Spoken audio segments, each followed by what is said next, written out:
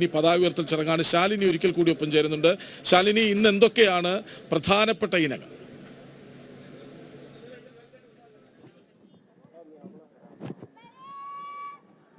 കൃഷ്ണരാജ് സൂചിപ്പിച്ചതുപോലെ ഇത് നിമിഷങ്ങൾ മാത്രമേ ഉള്ളൂ അനന്തപുരിയിൽ കലാമാമംഗത്തിന് ഔദ്യോഗികമായി തുടക്കമാകാൻ. ഇവിടെ സജ്ജീകരണങ്ങൾ ഒരുക്കങ്ങളെല്ലാം അവസാനഘട്ട തയ്യാറെടുപ്പിലാണ്.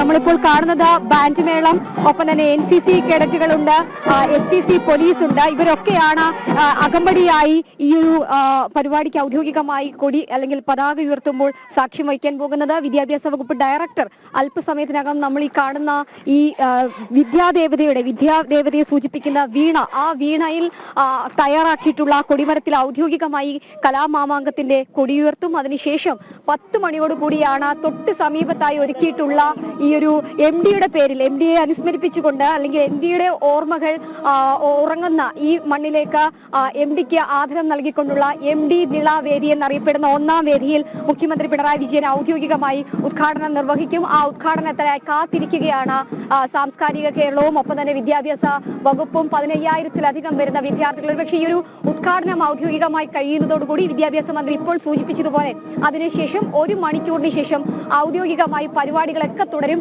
പക്ഷേ എല്ലാ തവണയും നമ്മൾ ഉറ്റുനോക്കുന്നത് വേദി 1ലേക്ക് തന്നെയാണ്. ഇത്തവണയും അതുപോലെ തന്നെയാണ്. കാരണം ഗ്ലാമർ മത്സരങ്ങളെല്ലാം നടക്കുന്നത് വേദി 1ൽ തന്നെയാണ്. മോഹിനിയാട്ടം, ഒപ്പന, തിരുവാതിര, സംഘനൃത്തം ഉൾപ്പെടെ കാണികൾ ഏറ്റവും കൂടുതൽ കാണാൻ ആഗ്രഹിക്കുന്ന, ഏറ്റവും കൂടുതൽ കാണികൾ പങ്കെടുക്കുന്ന വേദിയായി 1ാം വേദി എക്കാലത്തും മാറാറുണ്ട്. ആ ഒരു മാറ്റം ഇക്കുറി ഈ MD നിള എന്നറിയപ്പെടുന്ന വേദി 1 സെൻട്രൽ സ്റ്റേഡിയത്തിലും ഉണ്ടാകും എന്നുള്ളതിൽ സംശയമില്ല. അത്തരത്തിൽ വലിയൊരു ജനാവലി ഈ ഒരു ചെറിയ സമയത്ത് തന്നെ ഇവിടെയുണ്ട്. പതാക ഉയർത്തുമ്പോൾ തന്നെ ആ ഒരു ആരവം നമുക്ക് കാണാം. ഈ ആദ്യഘട്ട പ്രാക്ടീസുകളും അല്ലെങ്കിൽ അവസാനഘട്ട പ്രാക്ടീസുകളും ഒക്കെ തയ്യാറെടുപ്പുകളും ഒക്കെ പൂർത്തീകരിച്ചുകൊണ്ടിരിക്കുന്ന കാഴ്ചകൾ കൂടിയാണ് നമ്മളിപ്പോൾ കണ്ടുകൊണ്ടിരിക്കുന്നത്. എന്തായാലും ഈ ഒരു ഔദ്യോഗിക ഉദ്ഘാടനത്തിന് കാത്തിരിക്കുകയാണ്. ഒപ്പം തന്നെ സർപ്രൈസ് അതിഥികൾ ഇക്കുറി ഉണ്ടാകും. അത് ആരാണ് എന്നുള്ളതാണ് ഉറ്റുനോക്കുന്നത്. പഴയിടത്തിന്റെ പാചകപ്പുരയിൽ കരുതുന്നത് പോലെയുള്ള സർപ്രൈസുകൾ പൊതുവിദ്യാഭ്യാസ വകുപ്പ് ഇക്കുറി ഈ ഒരു മേളയിൽ കരുതുന്നുണ്ട് എന്നുള്ളതാണ് നമുക്ക് മനസ്സിലാക്കാൻ സാധിക്കുന്നത്. ആ സർപ്രൈസുകൾ എന്താണ് എന്ന് നമ്മളും കാത്തിരിക്കുകയാണ്. എന്തായാലും വിവാദങ്ങൾ, വിമർശനങ്ങൾ അതെല്ലാം കഴിഞ്ഞ് അവസാനം ഔദ്യോഗികമായി കലാപൂരത്തിന് കൊടിയേറാൻ പോവുകയാണ്. ാനുള്ള തയ്യാറെടുപ്പുകൾ നടന്നുകൊണ്ടിരിക്കുന്നു. ഉന്നത പോലീസ് ഉദ്യോഗസ്ഥരുടെയുണ്ട്, സുരക്ഷ ഒരുക്കുന്നുണ്ട്. കാരണം 15,000-ലധികം വരുന്ന കുട്ടികളാണ് ഇങ്ങോട്ടേക്ക് അവരുടെ കലാവാസനകൾ അവതരിപ്പിക്കാൻ, അവരുടെ മത്സര ഇനങ്ങളിൽ പങ്കെടുക്കാനായി ഇങ്ങോട്ടേക്ക് എത്തുന്നത്. അവരുടെ സുരക്ഷ തീർത്തും പോലീസിന്റെ കൈകളിലാണ്. അത് മുന്നിൽ കണ്ടുകൊണ്ടുള്ള നടപടികളും പ്രവർത്തനങ്ങളും ഒക്കെയാണ് പോലീസിന്റെ ഭാഗത്ത് നടക്കുന്നത്. നമ്മളിപ്പോൾ കാണുന്നത് DG ഈ ഔദ്യോഗികമായി പതാക ഉയർത്താനായി വേദിയിലേക്ക് എത്തുന്ന കാഴ്ചകളാണ്. എന്തായാലും അല്പസമയത്തിനകം ഔദ്യോഗികമായി കലോത്സവത്തിന് കൊടിയുയരും. ആ കൊടി ഉയരുന്നതോടുകൂടി തന്നെ ഈ വേദികളെല്ലാം ഉണർന്നു തുടങ്ങും എന്നുള്ളതിൽ സംശയമില്ല. എന്തായാലും അത്തരത്തിൽ ചടങ്ങുകളെല്ലാം പൂർത്തീകരിക്കുന്നു. ഇനി 10 മണിക്കായുള്ള കാത്തിരിപ്പാണ്. ആ 10 മണിക്ക് മുഖ്യമന്ത്രി പിണറായി വിജയൻ ഇവിടേക്ക് എത്തും. അതിനുശേഷം പ്രധാന വേദിയായ MD നിള വേദിയിൽ ഔദ്യോഗിക ഉദ്ഘാടനം ഉണ്ടാകും. ഔദ്യോഗിക ഉദ്ഘാടനത്തിന് തെളിഞ്ഞാൽ ഉടൻ തന്നെ വേദികളെല്ലാം 25 വേദികളിലും മത്സര ഇനങ്ങൾ ആരംഭിക്കും എന്നുള്ളതാണ് നമ്മൾ മനസ്സിലാക്കുന്നത്. എന്തായാലും കാത്തിരിക്കുകയാണ്. സംസ്ഥാന സ്കൂൾ കലോത്സവത്തിന്റെ വേദികൾ ഉണരാനായി വിവിധ ജില്ലകളിൽ നിന്ന് ഇന്നലെ രാവിലെ മുതൽ തന്നെ വിദ്യാർത്ഥികളും അവരുടെ രക്ഷകർത്താക്കളും അധ്യാപകരും അവരുടെ ട്രെയിനർമാരും ഒക്കെ എത്തിയിട്ടുണ്ട്. അവരൊക്കെ ആവേശത്തിലാണ്, അവരൊക്കെ കാത്തിരിക്കുകയാണ്. പക്ഷേ നീണ്ട ഒരു ഇടവേളയ്ക്ക് ശേഷം തിരുവനന്തപുരം വീണ്ടും ഒരു ആതിഥേയത്വം സംസ്ഥാന സ്കൂൾ കലോത്സവത്തിന് നൽകുമ്പോൾ ആ ആതിഥേയത്തിൽ ഒരു രീതിയിലുമുള്ള പരാതികളോ പ്രതിഭവങ്ങളോ ഒന്നും ഉണ്ടാകാതിരിക്കാൻ കുറ്റമറ്റ രീതിയിൽ പ്രവർത്തനങ്ങൾ വിദ്യാഭ്യാസ വകുപ്പും ഏകോപിപ്പിക്കുകയാണ്. കഴിഞ്ഞ ദിവസങ്ങളിലൊക്കെ മന്ത്രിയും ഒക്കെ അറിയിച്ചതുപോലെ ഒരു രീതിയിലും പരാതികൾ ഉയരാതെ ഒരു പരാതികളും ഇല്ലാത്തൊരു കലോത്സവമായി കുറി മാറും എന്നുള്ളതിൽ സംശയമില്ല എന്നുള്ളതാണ് വിദ്യാഭ്യാസ മന്ത്രി സൂചിപ്പിക്കുന്നത്. എന്തായാലും അത്തരത്തിൽ ചടങ്ങുകൾ ആരംഭിക്കുകയാണ്. എന്നാലും ഇപ്പോൾ അല്പസമയത്തിനകം DG ഔദ്യോഗികമായി പതാക ഉയർത്തും എന്നുള്ളതാണ് നമ്മൾ മനസ്സിലാക്കുന്നത്. കൃഷ്ണരാജ്.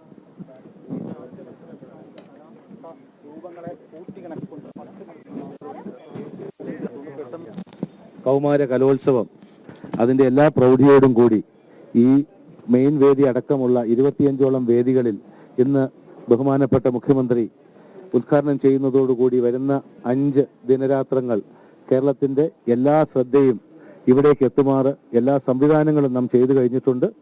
ഇവിടെ ആയിരക്കണക്കിന് കുട്ടികൾ എത്തിച്ചേർന്നുകൊണ്ടിരിക്കുകയാണ്. ഈ കലയുടെ മാമാങ്കത്തിലേക്ക് നമുക്ക് എല്ലാവർക്കും ആവേശപൂർവ്വം നമുക്ക് പങ്കെടുക്കാം.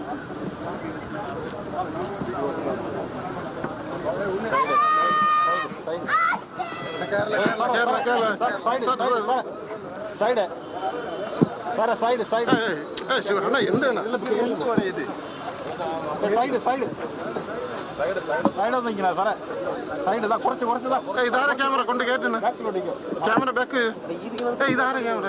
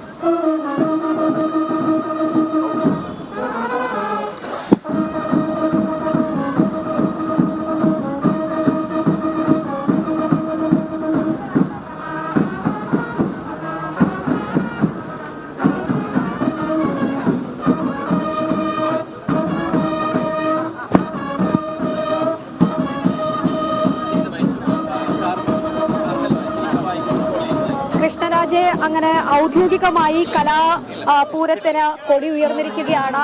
സംസ്ഥാന സ്കൂൾ കലോത്സവം 63ാമത് സംസ്ഥാന സ്കൂൾ കലോത്സവത്തിന് അങ്ങനെ തിരുവനന്തപുരം അനന്തപുരിയുടെ മണ്ണിൽ അക്ഷരാർത്ഥത്തിൽ തുടക്കമാകുന്നു. ഇനി അല്പസമയത്തിനകം വിദ്യാഭ്യാസ മന്ത്രിക്കൊപ്പം മുഖ്യമന്ത്രി പിണറായി വിജയൻ അടക്കമുള്ളവർ ഇങ്ങോട്ടേക്ക് എത്തും. മുഖ്യമന്ത്രി പിണറായി വിജയൻ പ്രധാന വേദിയായ നിള എന്ന പേരിൽ അറിയപ്പെടുന്ന MPയുടെ ഓർമ്മകൾ ഉറങ്ങുന്ന MP നിള എന്നറിയപ്പെടുന്ന വേദിയിൽ ഔദ്യോഗികമായി ഉദ്ഘാടനം നിർവഹിക്കുന്നതോടുകൂടി ഈ വർഷത്തെ സംസ്ഥാന സ്കൂൾ കലോത്സവത്തിന് കലയുടെ പൂരത്തിന് കൗമാരക്കലയുടെ പൂരത്തിന് അങ്ങനെ തുടക്കമാവുകയും ചെയ്യും. അതിനുശേഷം 1 മണിക്കൂറിന് പരിപാടികളെല്ലാം ആരംഭിക്കുമെന്നുള്ളതാണ് വിദ്യാഭ്യാസ മന്ത്രി അടക്കമുള്ളവർ വ്യക്തമാക്കിയിട്ടുള്ളത്. എന്തായാലും 26 വേദികൾ ഉണരാൻ പോവുകയാണ്. ഒരുപക്ഷെ കഴിഞ്ഞ 2-3 ദിവസങ്ങൾ തയ്യാറെടുപ്പുകളുടെയും ഒരുക്കങ്ങളുടെയും ഒക്കെ ദിവസമായിരുന്നു സംസ്ഥാന കലോത്സവ വേദിയിലെങ്കിൽ ഇനി കാത്തിരിപ്പിന്റെ ചുരുക്കം സമയം മാത്രമാണ് ഉള്ളത്. സംസ്ഥാന സ്കൂൾ കലോത്സവത്തിന് ഔദ്യോഗികമായി തുടക്കമാകാൻ കാത്തിരിക്കുകയാണ്.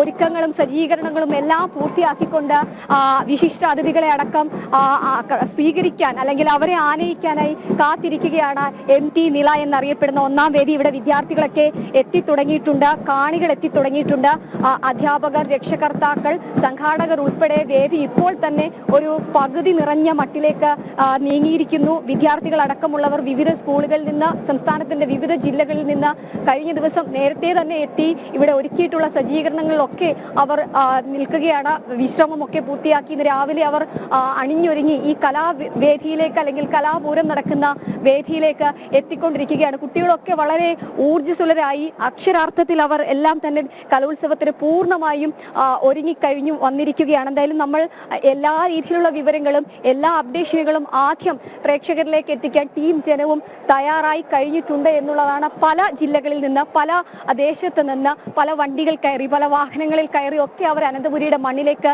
എത്തിയിരിക്കുകയാണ്. എന്തായാലും നമുക്ക് വിദ്യാർത്ഥികളോടൊക്കെ ചോദിക്കേണ്ടിയിരിക്കുന്നു, എത്രത്തോളം ഒരുക്കങ്ങൾ, തയ്യാറെടുപ്പുകളൊക്കെ അവർ പൂർത്തിയാക്കിയിട്ടുണ്ട്, എവിടെ നിന്നൊക്കെയാണ് വിദ്യാർത്ഥികളൊക്കെ വരുന്നത്, ഏതൊക്കെ വിഭാഗങ്ങളിലാണ് അവരൊക്കെ പങ്കെടുക്കുന്നത് എന്നൊക്കെ അവർ തന്നെയാണ് പറയേണ്ടത്. അവരാണ് നമ്മുടെ ശരിക്കുള്ള അതിഥികൾ, VIP-കൾ എന്നുള്ളത്. എന്തായാലും അവരൊക്കെ നമ്മൾ കാത്തിരിക്കുകയാണ്. സംസ്ഥാന സ്കൂൾ കലോത്സവത്തിന്റെ വേദിയിലേക്ക് ആനയിച്ചുകൊണ്ടിരിക്കുകയാണ്. ഇപ്പോൾ വിവിധ സ്കൂളുകളിൽ നിന്ന് എത്തിയ അധ്യാപകരും വിദ്യാർത്ഥികളും ഒക്കെയാണ് നമുക്കൊപ്പം ചേരുന്നത്. അവരോട് തന്നെ ചോദിക്കാം, സാർ എവിടുന്നാണ്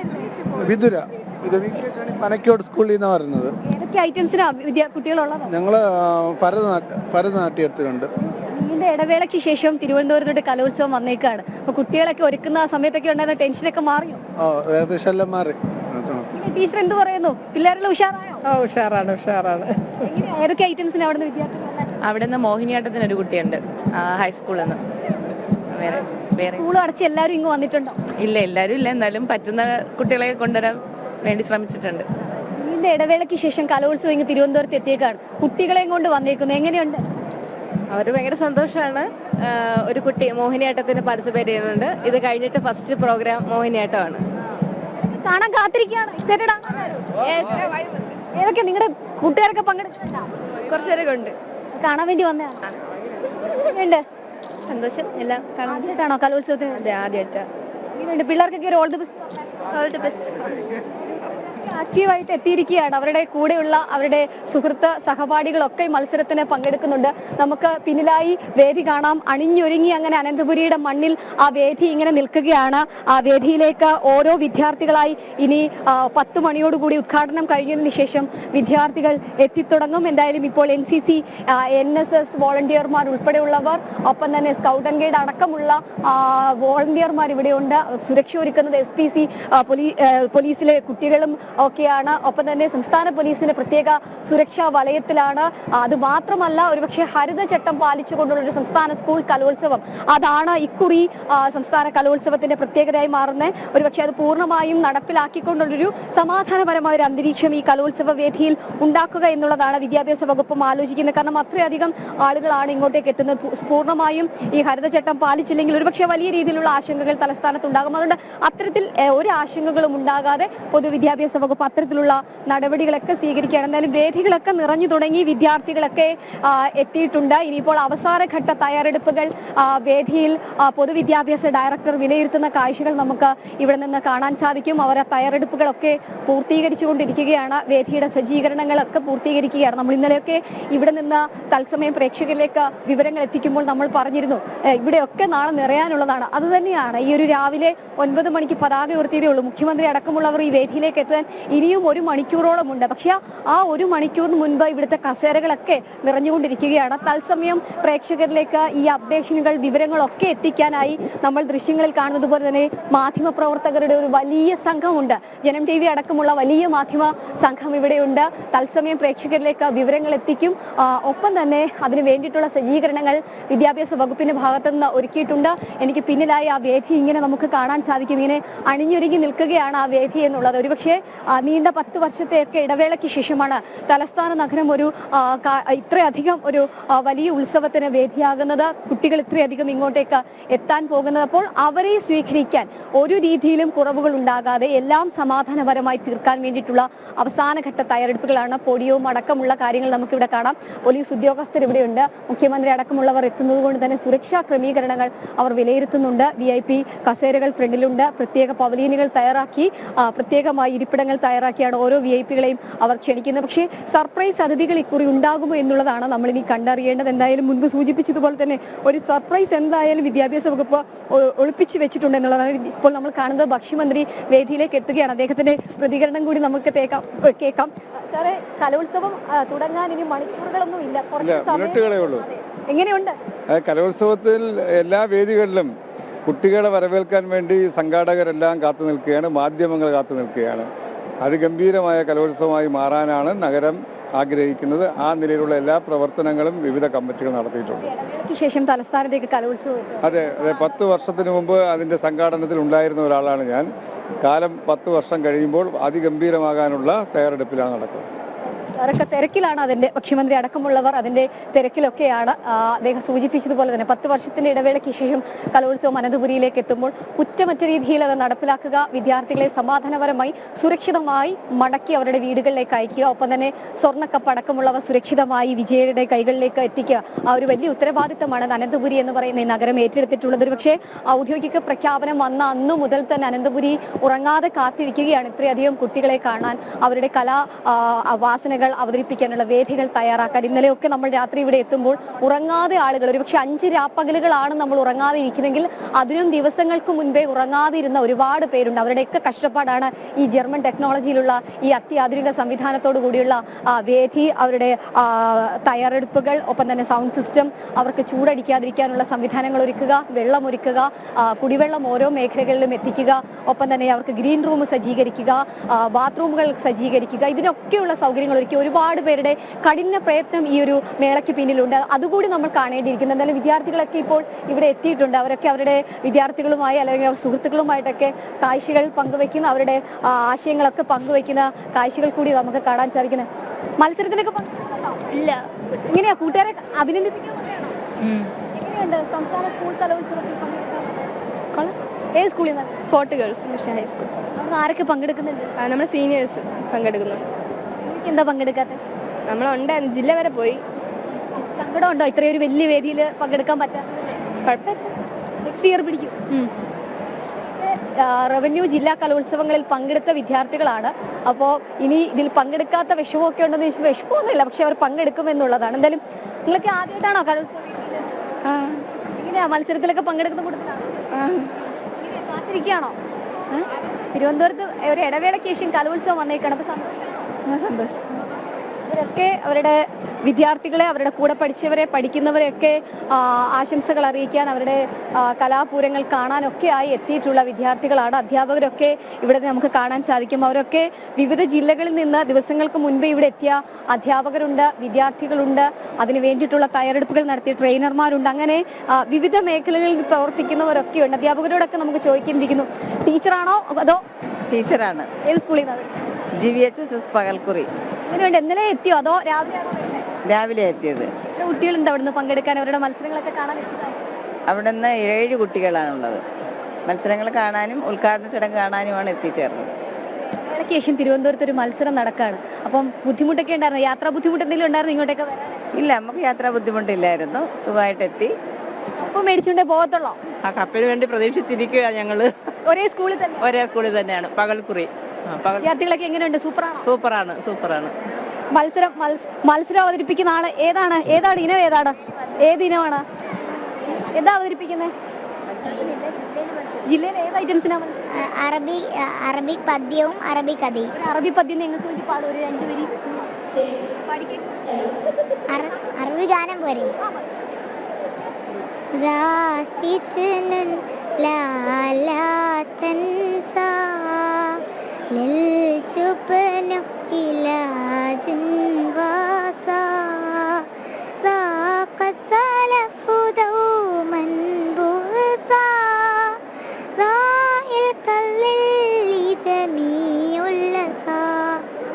അടിപൊളി, ഓൾ ദ ബെസ്റ്റ് കേട്ടാ. അടുത്ത പ്രാവശ്യം നമ്മൾ സംസ്ഥാന കലോത്സവത്തിൽ പൊളിക്കും. എന്താ പേര്?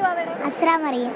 എന്തായാലും അടിപൊളിയായിട്ട് പാടിയിട്ടുണ്ട്. ഇനി ഇതേപോലുള്ള ഐറ്റംസുമായിട്ട് നമ്മൾ വരും. വളരെ ചെറിയ കുട്ടിയാണ്, പറഞ്ഞപ്പോൾ തന്നെ പാട്ട് പാടി എന്നുള്ളതാണ് ഏറ്റവും പ്രത്യേകത. ഇവിടെ വേറെ ടീച്ചർമാരൊക്കെ ഉണ്ട്. ടീച്ചർ എങ്ങനെയാണ്, പൊളിക്കാൻ തന്നെ വന്നതാണോ കലോത്സവം? അടിച്ചു പൊളിക്കാനായിട്ട് വന്നേക്കാണ്. കുട്ടികളൊക്കെ ഓക്കെയാണ്? എല്ലാവരും സെറ്റാണ്. ഏതൊക്കെ ഐറ്റംസിന്? അല്ല, ഇവര് അക്ഷര ശ്ലോകവും ഒക്കെയാണ് അടുത്ത ദിവസം പരിപാടിയായിട്ടുള്ളത്. ഇന്നിപ്പോ ഉദ്ഘാടനത്തിനായിട്ട് വന്നതാണ്. ഞങ്ങളുടെ തലസ്ഥാനത്തേക്ക് വന്നിട്ട് എങ്ങനെയുണ്ട്? അടിപൊളിയിൽ നല്ല അന്തരീക്ഷം, പിന്നെ പ്രിയപ്പെട്ട എഴുത്തുകാരന്റെ പേരിലുള്ള വേദി, അത് വളരെ സന്തോഷമുള്ളതാണ്. ടീച്ചർ എന്ത് പറയുന്നു? സന്തോഷം. കുട്ടികളും എല്ലാവരും ഹാപ്പിയാണ്. നല്ല രീതിയിൽ കലോത്സവം നടക്കട്ടെ എന്ന് ആശംസിക്കുന്നു. അവർ തിരുവനന്തപുരത്ത്, നമ്മൾ അനന്തപുരിയിലേക്ക് ഇവരെയൊക്കെ ക്ഷണിക്കുമ്പോൾ ഇവർ പറയുന്നത് എന്താണ് എന്നുള്ളതാണ് നമുക്ക് അറിയേണ്ടത്. കാരണം ഒരു പ്രശ്നങ്ങളും ഇല്ലാത്ത സമാധാന അന്തരീക്ഷത്തിലുള്ള ഒരു കലോത്സവം അത് സമ്മാനിക്കാനാണ് നമ്മളൊക്കെ ആഗ്രഹിക്കുന്നത്. അപ്പോൾ ടീച്ചർമാരൊക്കെ നിലവിൽ ഈ സമയം വരെ തൃപ്തരാണ്. നമ്മുടെ അനന്തപുരിയിലെത്തി കലാപൂരത്തിന് കൊടിയുയരാൻ ഒരുങ്ങുമ്പോൾ അവരൊക്കെ ആവേശത്തിലാണ്, സന്തോഷത്തിലാണ്. അതിലുപരി അവരൊക്കെ തൃപ്തരാണ് ഇവിടുത്തെ ഒരുക്കങ്ങളിലും സജ്ജീകരണങ്ങളും എന്നുള്ളതിലാണ്. എന്തായാലും വിദ്യാർത്ഥികളൊക്കെ ഇവിടെ നിറഞ്ഞു കഴിഞ്ഞു. ചില അധ്യാപകർ കൂടി നമുക്ക് ഈ ഭാഗത്ത് കാണാൻ സാധിക്കും. എന്തായാലും അവരെല്ലാം ഒരുങ്ങിയിരിക്കുകയാണ്, കാത്തിരിക്കുകയാണ് കലോത്സവത്തിന്റെ വേദികളിലേക്ക് മത്സര ഇനങ്ങൾ ആരംഭിക്കാനായി. എന്തായാലും കൃഷ്ണരാജും ദേവികയും ഒക്കെ സൂചിപ്പിച്ചതുപോലെ തന്നെ അക്ഷരാർത്ഥത്തിൽ അനന്തപുരി ഇനി ഉറങ്ങാതിരിക്കുകയാണ്. രാപ്പകലുകൾ അവർ കലാവേദിയിലേക്ക്, കലയുടെ മാമാങ്കത്തിന് കൊടിയുയരുമ്പോൾ അവർ കാത്തിരിക്കുകയാണ് വിവിധ പ്രതിഭകളെ കാണാൻ. ഈ ഇരിക്കുന്നവർ ആരെങ്കിലും ഒക്കെ നാളത്തെ കലാപ്രതിഭയായിരിക്കാം, കലാതിലകമായിരിക്കാം. അതിനൊക്കെയുള്ള ഒരു കാത്തിരിപ്പ്, മത്സരങ്ങൾ തുടങ്ങാനുള്ള ഒരു സമയം, അതൊക്കെയായി നമ്മൾ അടക്കമുള്ള മാധ്യമങ്ങളും കാത്തിരിക്കുകയാണ് ഈ ഉദ്ഘാടന വേദിയിൽ. കൃഷ്ണരാജ്.